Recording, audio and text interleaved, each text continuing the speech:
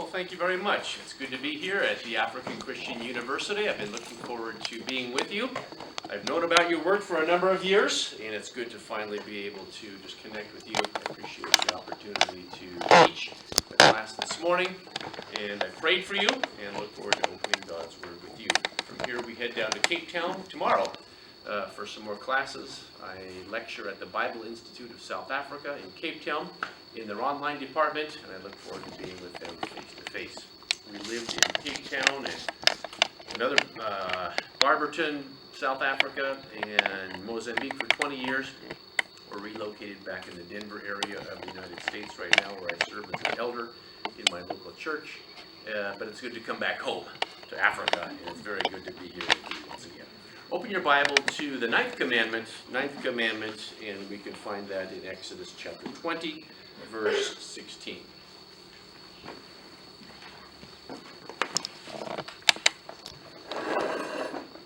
I'm sure every visiting speaker tells you that you are receiving a privileged education here at the ACU. And so I will say it again, you are receiving a wonderfully privileged education. Thank the Lord for it, enjoy it, study hard, and get out and transform the world that God has placed you in.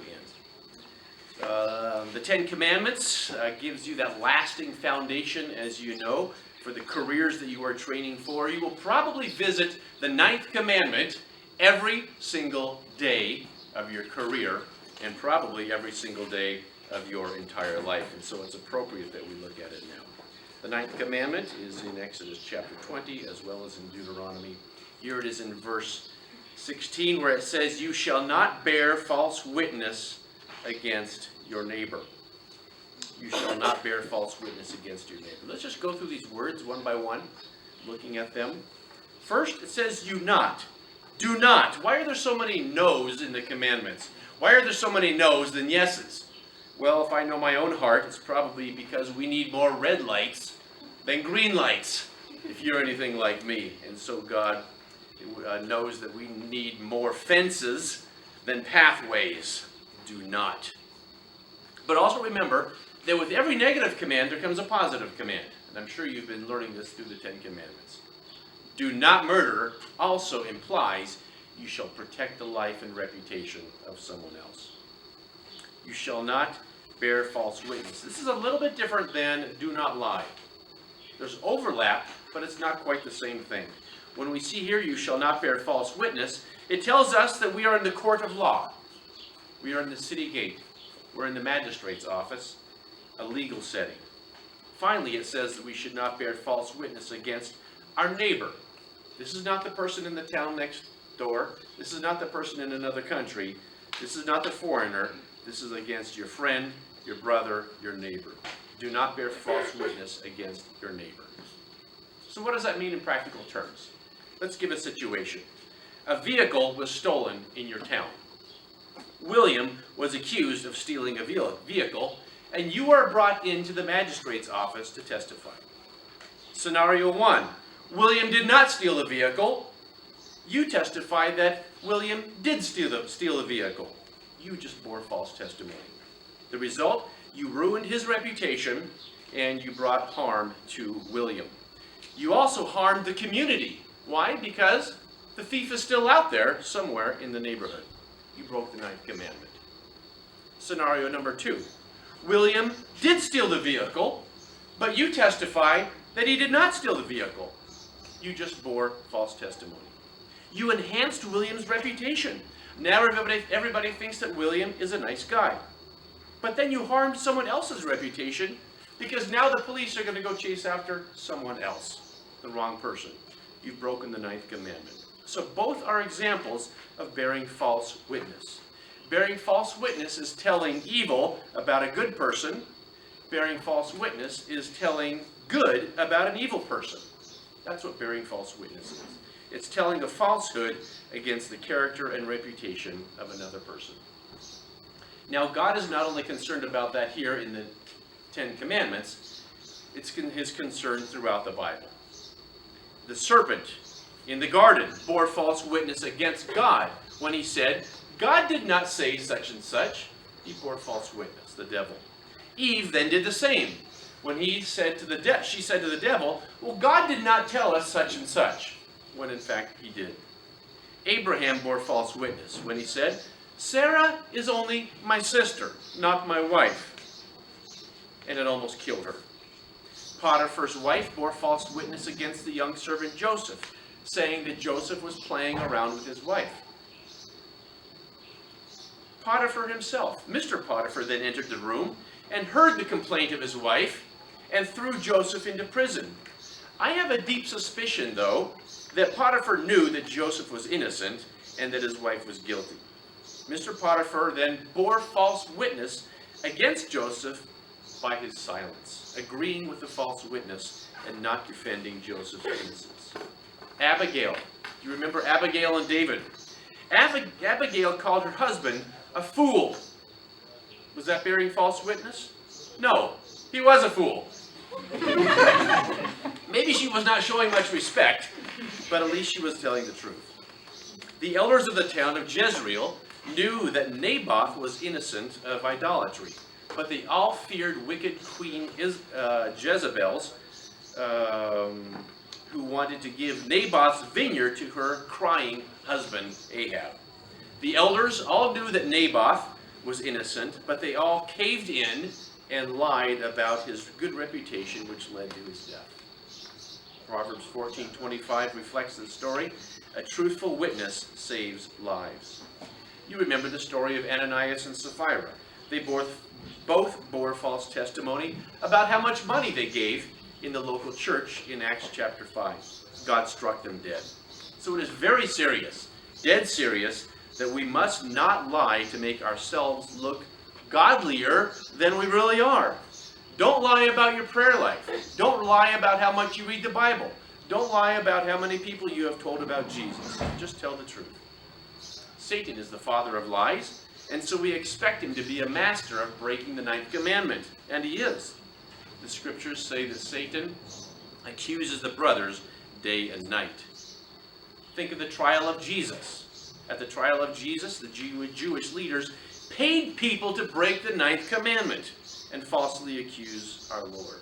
So the 9th commandment is all over the Bible. It's not just here. It was before and it comes after. Paul tells the Ephesians, put away all bitterness, wrath, anger, and clamor, and malice, and slander. Slander is bearing false witness. Peter says the same thing. Now when we read the 9th commandment, we say, this is obvious. Obviously we need to tell the truth. Why would we defame anybody in a court of law? We enter the courtroom, we put our hand on the Holy Bible, and we swear to tell the truth. This command is obvious. Why does it have to be part of the Big Ten?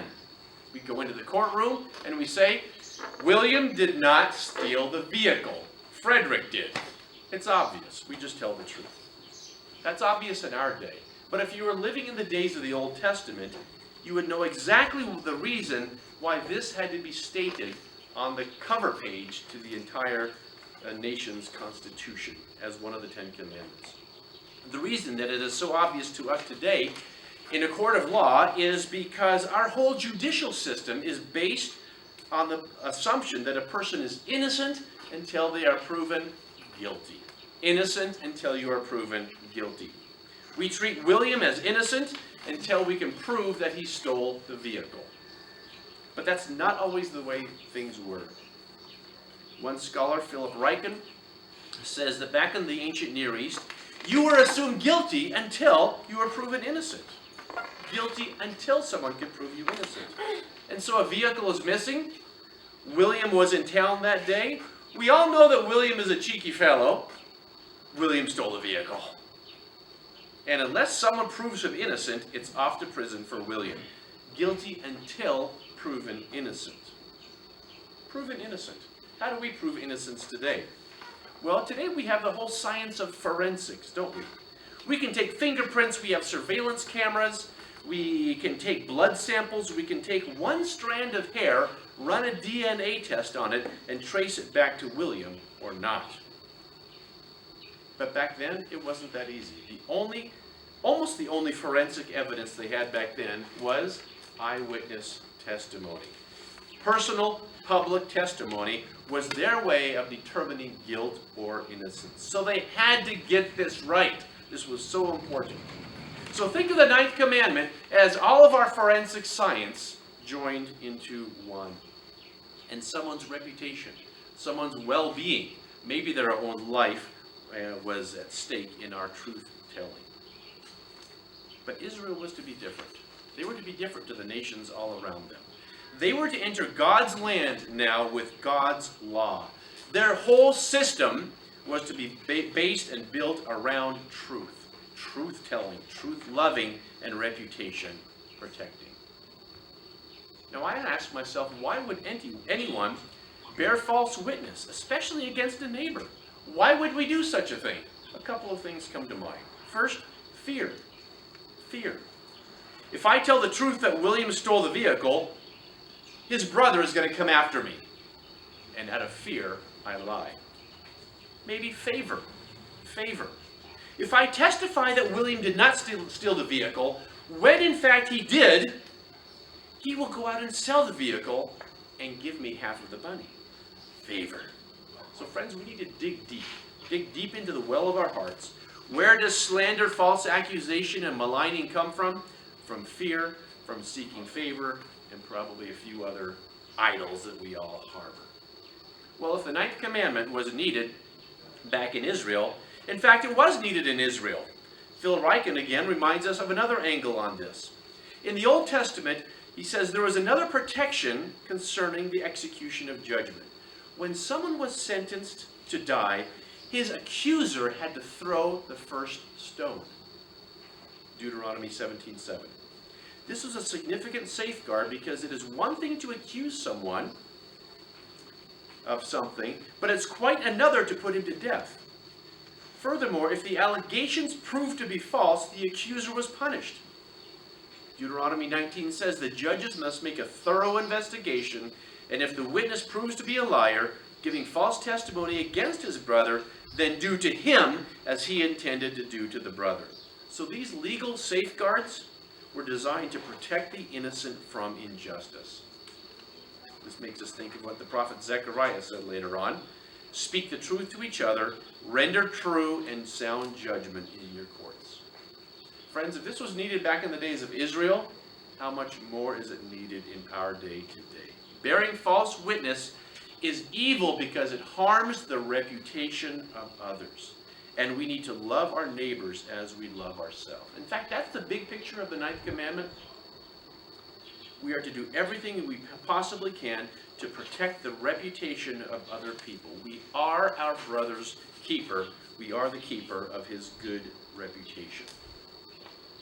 This, of course, demands an entire recalibration of our justice and court of law system, according to Joachim Doma. He says in a court of law now, the judge must not rush to rash decisions, but must allow full evidence and testimony. The witness must speak only what he saw and heard, withholding nothing, adding nothing. The prosecuting attorney must present an airtight case against the accused person. The defense attorney must present the truth. And the one accused, William, must be open and honest, and if convicted, confess his guilt.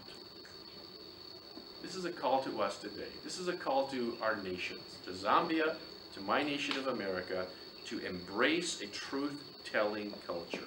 And it's up to you, as the entrepreneurs of the next generation, to ensure you push this into your culture.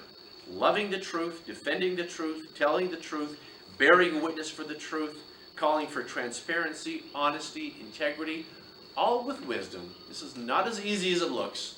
There needs to be wisdom applied in all of this. So the main point of this command here, the ninth commandment, is not to condemn a person for something they never did.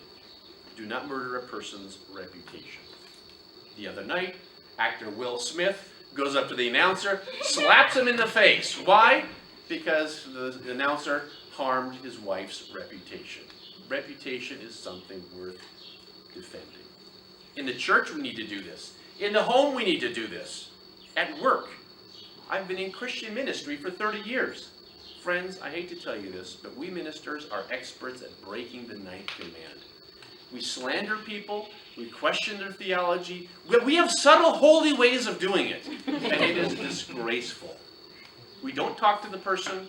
We write about their character. We blog about their character. We break this all the time. So what's the opposite of the ninth commandment? We should use our words to bless. Remember that every negative commandment implies a positive commandment. Use your words to bless, to build, to encourage, to praise. So, obeying the ninth commandment, we will speak well of other people. We will overlook their faults, cover a multitude of sins. Of course, we're not talking about praising child molesters, but probably most of the times the people that we criticize and speak against are not child molesters. They're other people.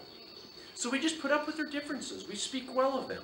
We're not always evaluating and criticizing and judging them. In so doing, you will heap burning coals on their head, if necessary. So when you say something unnecessarily offensive against your neighbor, rush to him or her, clear it up as soon as you can. I admire many things about my own father, but one of the things that I admire most about him is that I rarely remember him saying much bad about anyone. There's lots of ways we can invent to break the ninth commandment, even by speaking the truth. Sometimes speaking the truth is breaking the ninth commandment, being a true witness, but to the wrong person or for the wrong motive. We can also break the ninth commandment by listening to false testimony, by listening to gossip and slander. By listening to slander or gossip, we break the ninth commandment and we harm someone's reputation. So let's stop the uninformed misinformation that we receive from a second party. Go directly to the source. Joachim Duma once again writes, "It is a universal phenomenon that we would rather hear something bad about our neighbor than something good." Isn't that true? I don't know about you, but I know that represents my own heart. We would rather hear something dirty always sticks long after the conversation has died. Martin Luther put it in his larger catechism, reputation is something quickly stolen, but not quickly returned. So Philip Ryken again gives us 3 tests to keep us from bearing false testimony. Number 1, is what I am about to say to someone true? Number 2, if it is true, do I really need to say it to this person in this conversation? Number 3, would I say this if the person that I'm talking against were actually right here to listen to me? Great tests. Of course, postmodernism says there's no such thing as truth. And if there's no such thing as truth, then there's no such thing as lies. So say what you want, and it's impossible to break the ninth commandment in our current postmodern world. But we do. The ninth commandment calls on us to defend people when they are unfairly attacked by false accusation or gossip. Ryken then states that we must do everything possible to help other people keep God's law. We must use our position to make it easy for people to tell the truth. You are university students. You will have a privileged employment career very likely. You then are going to be responsible.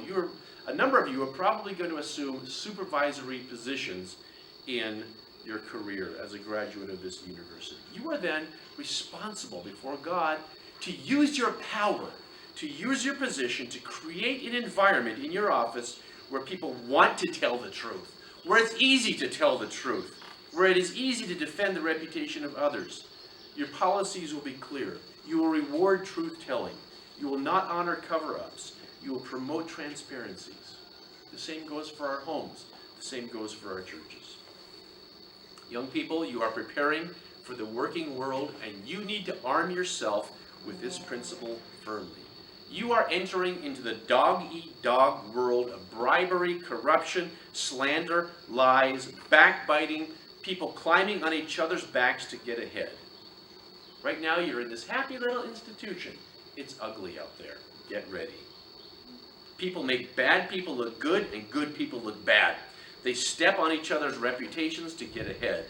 And you will have plenty of opportunity to defend the innocent and to speak truth against the guilty.